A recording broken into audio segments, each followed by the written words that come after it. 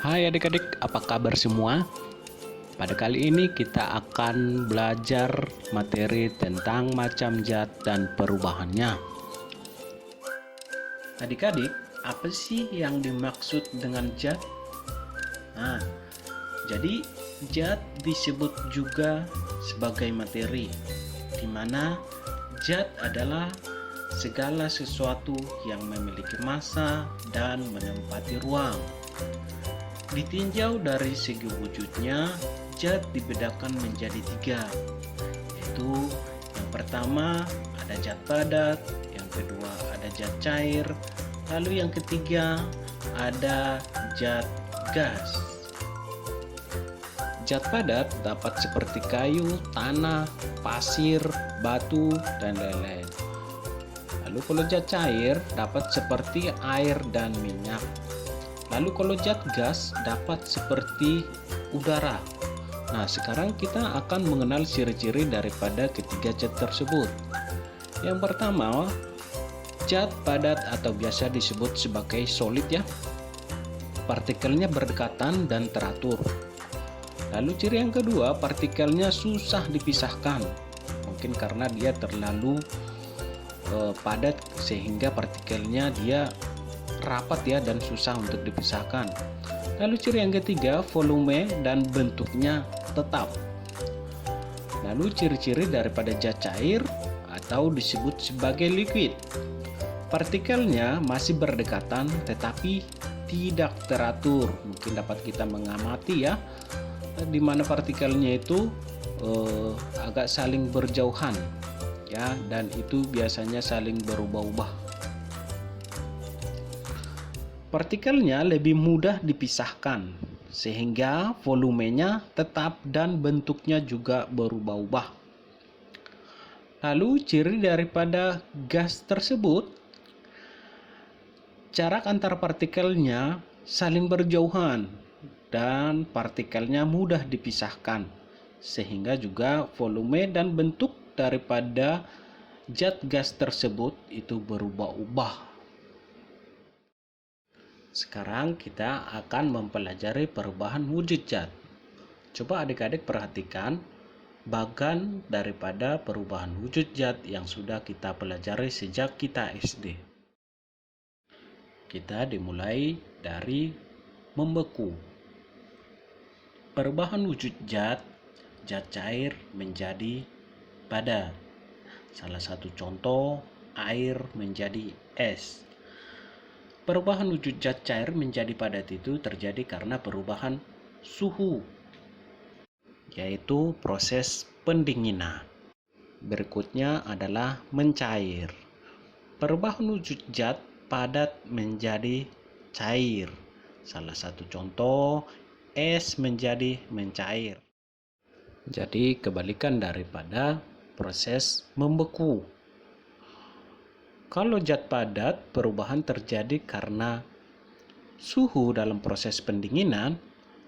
Lalu kalau dia mencair itu, perubahan wujud zat menjadi cair itu dipengaruhi karena perubahan suhu.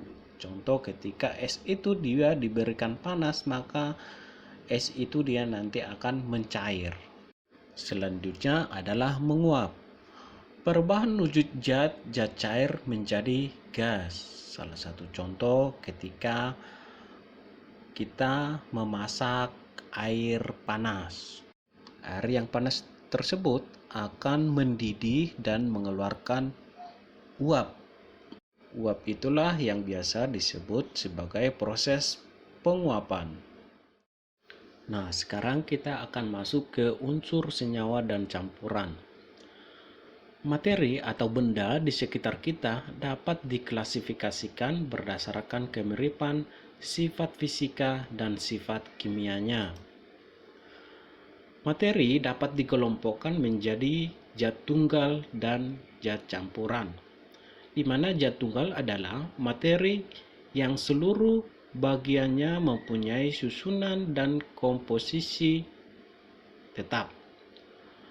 Lalu kalau zat tunggal tersusun atas satu jenis materi, salah satu contohnya adalah air, gula, garam, dan besi. Adapun campuran adalah materi yang tersusun atas dua atau lebih dan mempunyai sifat zat penyusunnya. Unsur adalah zat tunggal atau zat murni yang tidak dapat diuraikan lagi menjadi zat yang lebih sederhana melalui reaksi kimia. Oke adik-adik, sekarang kita dapat memperhatikan tabel periodik unsur yang terdapat pada video tersebut. Berdasarkan sistem periodiknya, unsur dikelompokkan menjadi 3 jenis.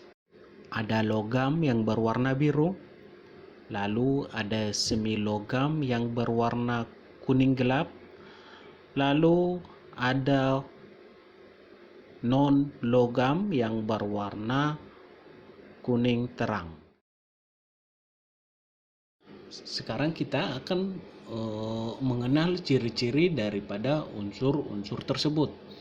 Unsur logam memiliki beberapa sifat khusus, yaitu berwujud padat, berwarna putih mengkilap, keperakan, abu-abu, kuning, lalu dapat juga menghantar listrik yang dengan baik.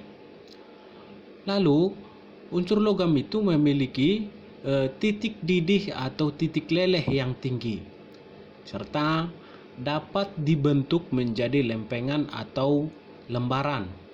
Contoh unsur logam antara lain ada aluminium, ada barium, ada besi, ada emas, ada kalium, lalu ada kalsium, ada perak, ada kromium, ada magnesium, ada mangan, natrium, dan nikel. Lalu unsur semilogam. Unsur semilogam disebut juga dengan istilah metaloid karena dapat bersifat layaknya unsur logam maupun non-logam. Umumnya unsur ini bersifat semikonduktor. Jadi saat suhu rendah, unsur ini tidak dapat menghantarkan listrik dengan baik atau isolator. Sedangkan saat suhu tinggi, unsur ini dapat menghantarkan listrik dengan baik atau konduktor. Unsur semilogam berwujud padat, namun teksturnya lebih rapuh dibandingkan dengan unsur logam serta berwarna abu-abu, mengkilap, atau keperakan. Contohnya ada boron, ada silikon, ada germanium, ada arsen, ada antimon, ada tellurium, dan polonium.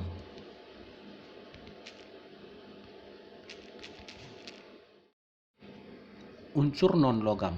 Unsur non-logam memiliki beberapa sifat khusus, yaitu berwujud padat, cair, dan gas pada suhu ruangan.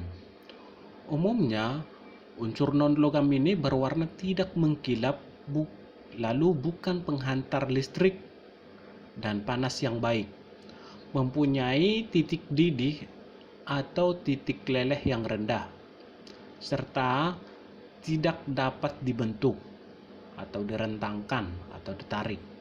Contohnya ada unsur non-logam berbentuk padat, diantaranya ada belerang, ada fosforus,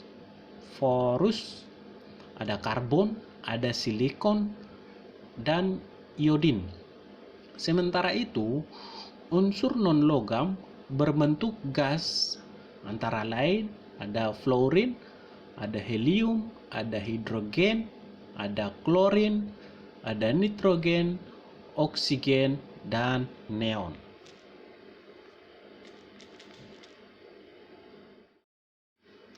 Oke adik-adik, sekarang kita akan mempelajari tentang senyawa. Senyawa diartikan sebagai suatu zat tunggal yang dapat diuraikan menjadi zat-zat lain yang lebih sederhana melalui reaksi kimia. Contohnya, senyawa yang sering kita jumpai dalam kehidupan sehari-hari adalah air. Berdasarkan asal pembentukannya, senyawa digolongkan menjadi dua jenis, yaitu senyawa organik dan senyawa anorganik.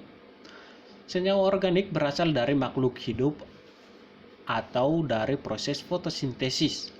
Senyawa ini terdiri dari unsur karbon sebagai rangkaian utamanya bersifat senyawa organik, tidak mudah larut dalam air.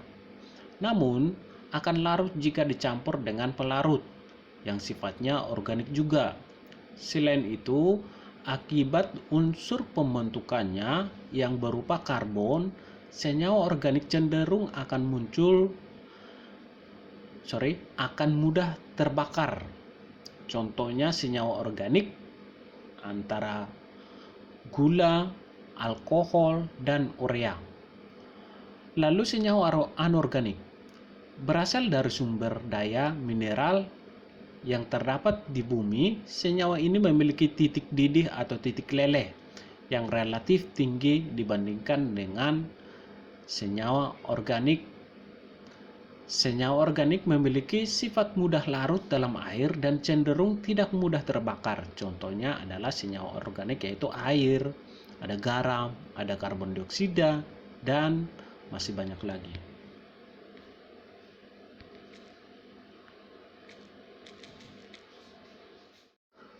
Lalu campuran. Campuran adalah suatu zat yang terbuat dari gabungan dua atau lebih zat yang berbeda tanpa melalui reaksi kimia. Contoh, campuran air dan garam. Campuran digolongkan menjadi dua, yaitu campuran homogen dan campuran heterogen.